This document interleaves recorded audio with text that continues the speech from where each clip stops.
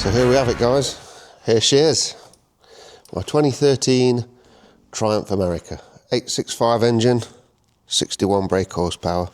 I know that's not a great deal of horsepower by today's standards of bikes, but this is all I'm going to need. Now, I got rid of the Tiger, as you know, because, well, it was too modern for me. You know what I'm like on the channel. I like classic bikes. I like ride. I like all that retro kind of image. So for me, the Tiger didn't really quite cut it. I didn't like the bike because of its high, peppy engine, 600cc. I just knew that something would be a bit better. And obviously I've got it for touring with my son as well. Now, I know the Triumph Bonneville can do that, and I love that bike and it's staying. But I wanted something for this year to tour the south of Spain, Portugal, and maybe even go to Morocco. So I did a bit of research. I thought Triumph Speedmaster, and then I thought, why not the Royal Enfield Super Meteor? And I thought, I don't really want to be spending thousands and thousands on a second bike when there's lots of garage queens out there doing nothing. So this has done 11,000 miles, okay? It's a 2013 plate. Now, by bike standards, it's not even running. The foot forward positions took a bit getting used to. Now, this is the same bike, engine-wise, really, as the T100 that I've got.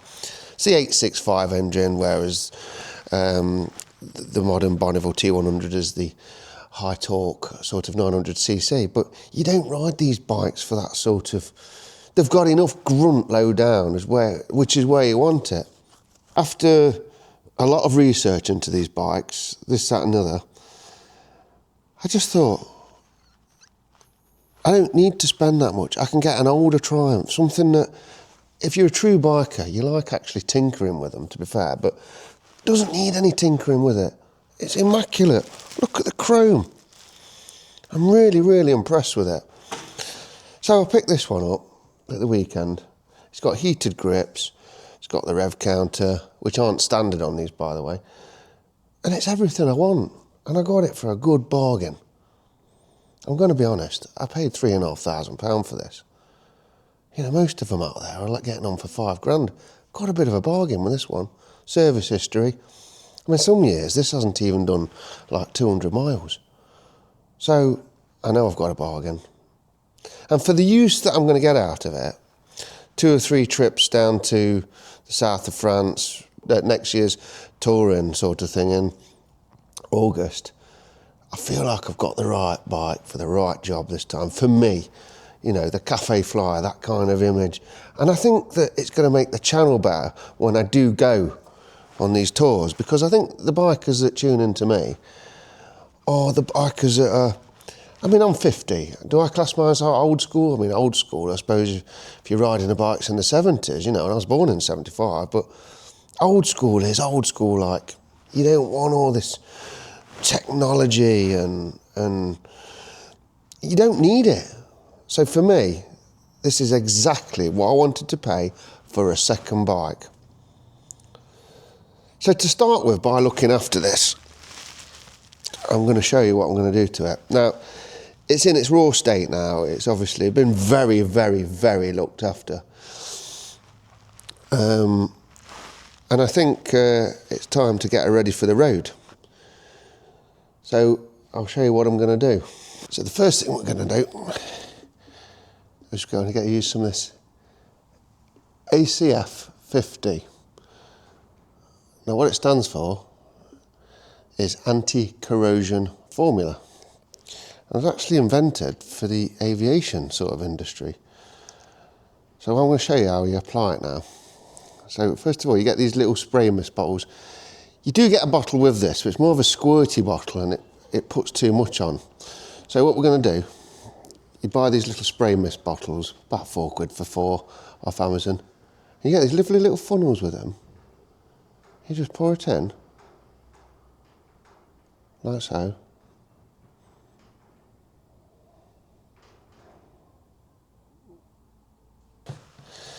Also, what I've got is 2 detailing brushes, because when I've actually sprayed this on, I'm just going to work it into all the crevices and everything like that. So as you noticed here, I've took the seat off and I've took the panniers off, because we don't want them getting anywhere near all that. Now, don't get any of this on your brakes, okay?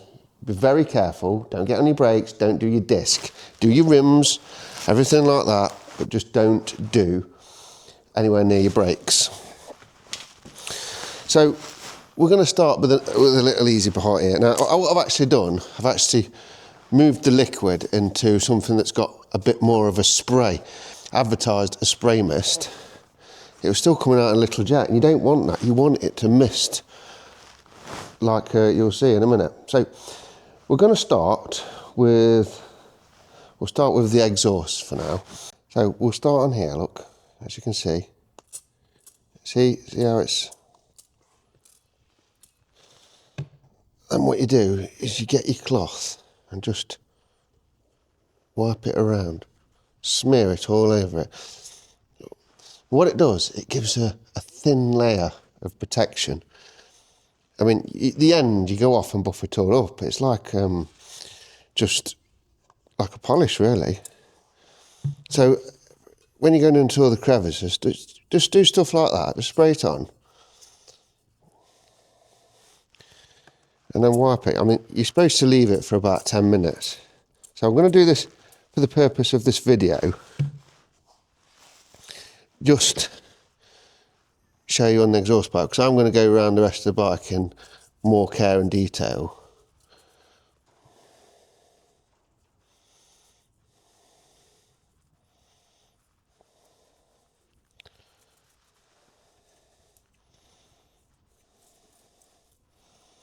So you look, get your brush and just paint it on all the metal sort of approach, really.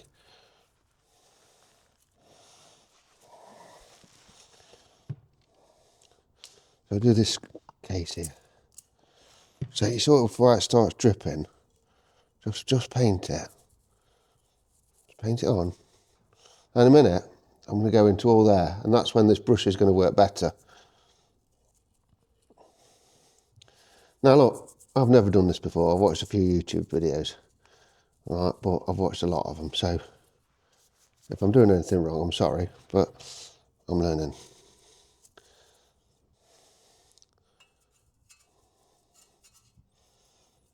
So you're supposed to leave it on for about 10 minutes. Let it sort of do its work.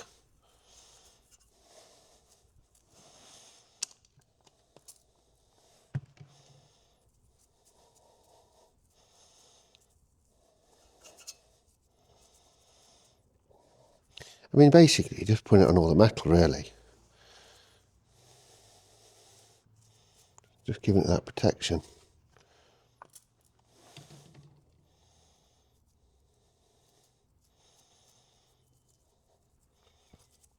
So I'm going to do the rest of the bike now.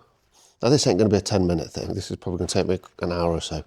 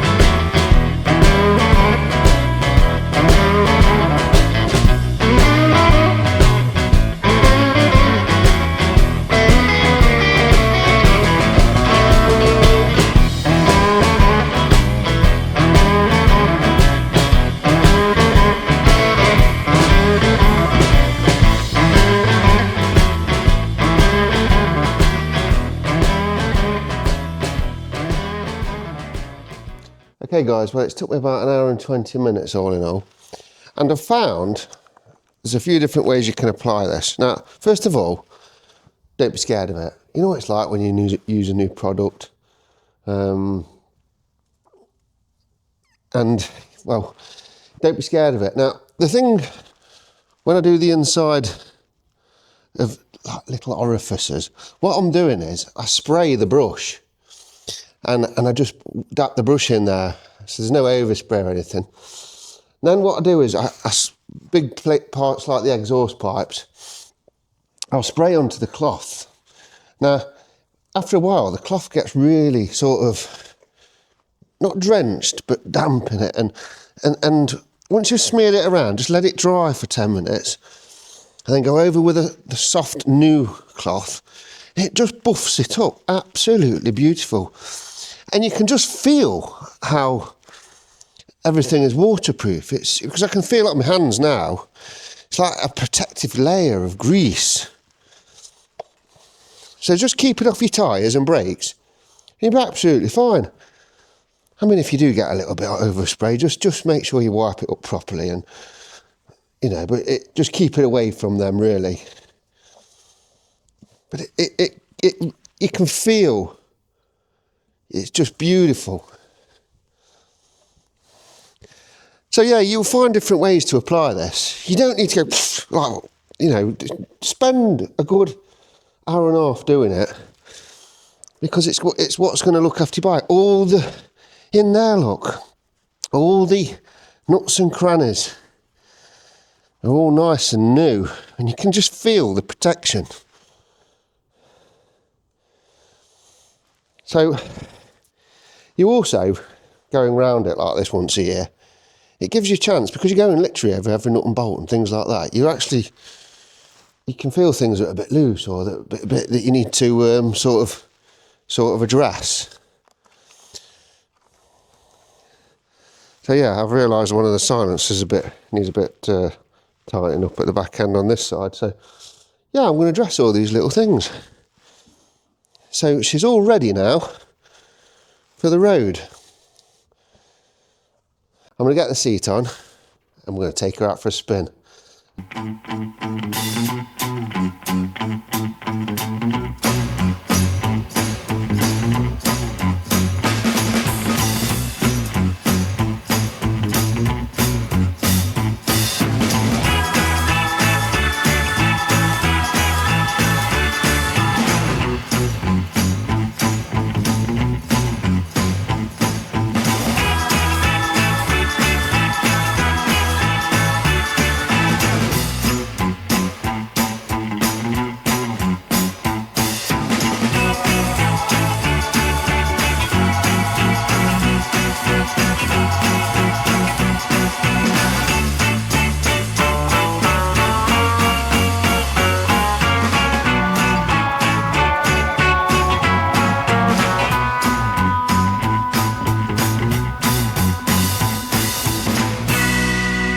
Right, so here we are on the Triumph Bonneville 865 America. Now what can I say? She's a big old lump. I've never rode a cruiser before. Now, I've rode all over Europe. Got quite a bit of riding experience, been riding since I was 16. Never rode a cruiser. And I have to say, she's a big old lump. Now the 865 engine is really quite the same to my Triumph T100. Now this hasn't got an indicator, a gear indicator, so I'm not bothered, because I only ever had one gear indicator, and that's on the new Triumph T100 that I've got. So I'm actually back to old school, which is exactly what I wanted with this second bike. Do I like it? Yes. I love it. I can see me doing some really long, comfortable miles on this. Now, I'm only about 5 miles into this ride, and it is the first ride, and I'm not joking, for the first mile, I don't think I've just passed my bike test. You have to remember, this hasn't got anti-lock brakes, it's got no traction control, although the brakes are very good on it. It is a December morning, and the roads are pretty dry, but just want to be a bit careful. And I suppose it's the same with any bike that you buy. It's not that it's the engine and power that's sort of overpowering me. It's the actual sheer size of it. I feel like I'm driving a tank. But it's good. It's that feet forward position. And as long as you remember, and surprisingly, where them pegs are, because that does happen quite quick, you automatically, instinctively put them a bit higher up, you're fine. So it does put me in that sort of lean back position. And it ain't bad. I can get a bit used to this. Well, I've got to get used to it, because this is the bike that I'm going to take over Europe this summer. I'm glad that I did the ACF coating before, because the roads are dry, but there's still a bit, well, you can see, I'm not sure if the camera's picking it up. So 5 gears, 865 engine, doesn't ride power wise much different to the T100, and I don't know why I'm surprised. It's got enough grunt low down. So the way I'm working out the gears in my head, we've either got the old way, which is up to 10 mile an hour first gear, second gear up to 20, 30 and so on and so forth. So with this, I know that riding the Bonneville on these roads, I don't get above 45, 50, so therefore I'm usually in about third, fourth gear, and it's mainly in third gear. So I'm trying to sort of use that sort of guide to gauge me with the gears on this. But you know what I mean, it's no biggie. If you know how to ride a bike properly, you'll know from the rev counter, the feel of the bike, you know. Once you've got that, it's instantaneous anyway. And half these people with gear changes, do you actually read the gears? Surely, come on. If you do, you might need to be ride a bit more. So yeah, this is old school. No ride by wire, and I can feel it connected by cable, and it's lovely. You just can tell. And it's still quite refined. Don't forget, this is a 2013 bike. You know, it's not out the arc. It's really smooth. Now I'm getting used to it. So the heated grips came with it, the Oxford ones, and the rev counter came with it. Now these aren't standard on these bikes, and I'm glad I've got it, because I do like a rev counter. Now when I ride a bike of this sort of thing, of low down grunt, this side and the other, I try to keep the revs between 3 and 4 that's for me to ride comfortable, and I've been doing that. It's not been lugging, but I've opened it up a little bit back there, and it doesn't half grasp good as well. There's a lot of torque. I mean, I am on a 900 here, well, 865. It's not really cold today, it's about 13 degrees, and that's not bad for second week in December. Normally I'm like tucked away, but you know when you get a new bike, you're like, I'm itching for this one. So I've spent all that time protecting it. I'll give it a wipe down later with some Demon Clean. But yeah, I thought I'd get a ride video out really, and introduce it to the channel. I'm really, really chuffed with it. Really chuffed. I'm sure my son will be alright on the back of this. I'm really comfortable. It's like, wow, comfortable.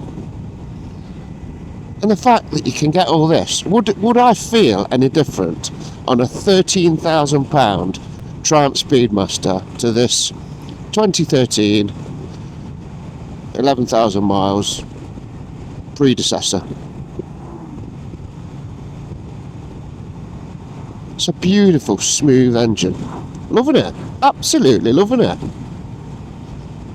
And look at all the chrome and the tank, and you feel like king of the road, but you also feel like you're driving half a car. It's about 270 kilos, this bike, and you know it when you're pushing it around. You know, once you actually go in, I suppose it's the physics. It's just light as a feather. It's really nimble. But it's planted. I mean, this is planted, and it's open air here, and it's windy, and I'm usually being blown all over the road here. But it is quite a bit of a breeze. But I'm fine. It's really planted, and it should be for that weight as well. Now, I've not bought this for motorways, but it'll handle it, obviously. It did have a little screen on, but I took it off because I was only going about 40 miles an hour. And it was buffeting like mad on my helmet, really like thundering. And I've took it off, and I think, do you know what, I like it naked. I prefer the naked air. This is what I'm going to be taking to Spain. And I think I'm going to go in style. Good old British Triumph Bonneville America. Sounds quite funny, that does. British Bonneville America. When I was choosing these, a lot of them came with footboards and the heel-toe shifter. And I heard some horror stories. Because they are, well, I don't know if they're designed for America, but they're called America for a reason. Because you Americans, you were riding straight lines. Here, in good old Blighty, we have what we call twisties. And if you lean too far over with those boards, I've heard them scraping and being quite dangerous, really. So I'm not bothered. I don't want all that anyway. I don't even know if I want to get used to a heel-toe shifter. I'm quite happy just riding like this. And it's really surprised me about the foot position, how within 30 minutes, 20 minutes or whatever, you instantly know where to put your feet. At first, I was like, oh my God.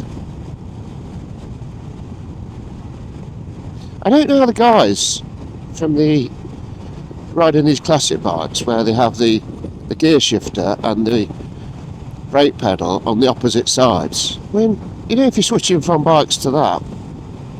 But then again, I suppose it's if you're driving a car or a bike abroad and you're driving on the right, people say, oh, how can you do that?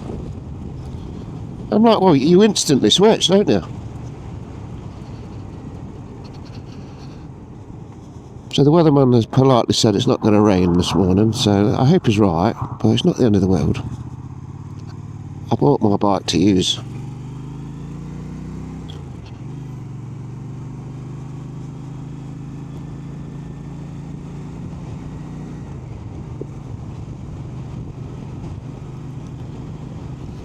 So yeah, these heated grips, Oxford Intelligent Controller. I have no idea what that means. So if anybody has got that, let me know what it is. I've got it on 75%. And yeah, they're beautiful. In fact, they're probably too hot. So this is spec'd up. I don't even need to do it. Nothing to it. I've got the panniers, got the rack, all the things that I like on a bike. I don't even know bar end mirrors because these handlebars are so wide. But it's really weird riding position.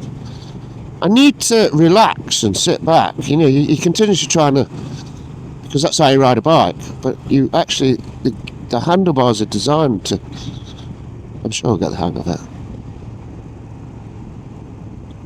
Oh yeah, I'm floating along here. Well, I've had 2 hours on it now, and it's took some getting used to. She's a big old lump, I'll give her that. Fuel light came on, so took it to get some petrol, but they didn't have any E5 anywhere, and I don't want to leave it around because it's not going to get used much until March, let's face it. I don't want to leave it around with any E10 in it, so I just put a few quid's worth in just to get me home, really. Weather's really held out, so that's pretty good, although it's getting a bit mind you, with the right clothing you can do biking. And the heated grips do actually make a massive difference on any bike. I mean, we all know this. So, handling wise, once I got used to this monstrosity, yeah, I'm fine. I'm really confident on that. It took me about 2 hours, but like I said, to start with, I felt like I'd just passed my test again. Second nature, you get your legs up on the pegs, whatever you're on. And it took me about 20 minutes, but I managed it, and every time I'm pulling off now, I'm used to the weight of it, everything like that. So I'm really, really pleased with it. One thing I did wish it'd have on it was a clock. And I thought, I can do without everything else. Why didn't try and put a clock on it? And then blows me down. I press the odometer button, and there's a clock there. Obviously I've got to set it, I don't know how to do it yet, but I'll do that when I get back. So next year, this is the bike that I'm going to go camping on around Europe.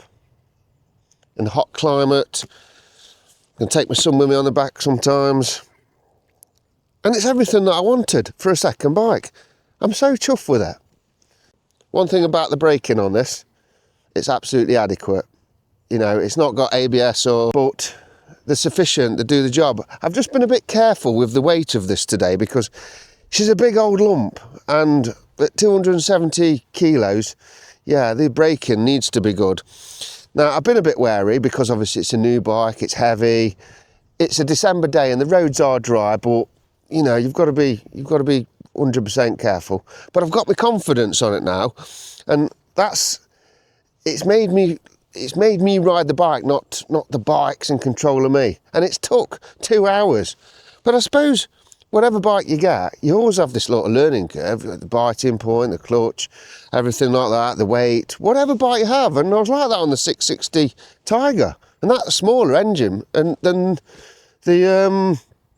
the Bonneville have got. But it was the size of the bike, you know, because a lot of these like GSs and stuff like that, or whatever, they're a huge bike. So I've got used to the size of this and I love it. It's exactly what I wanted, and I'm really enthusiastic about it. One thing I'm a bit confused about is this choke thing on it. It's not a real choke, but it does start without it. I mean, do you actually need to use it? So I'll be interested to know your thoughts on that. I'm just learning with the bike at the minute. So I'm going to wrap this video up now. Don't forget to like and subscribe. It really helps my channel. And I'll see you in the next one. And until then, ride safe.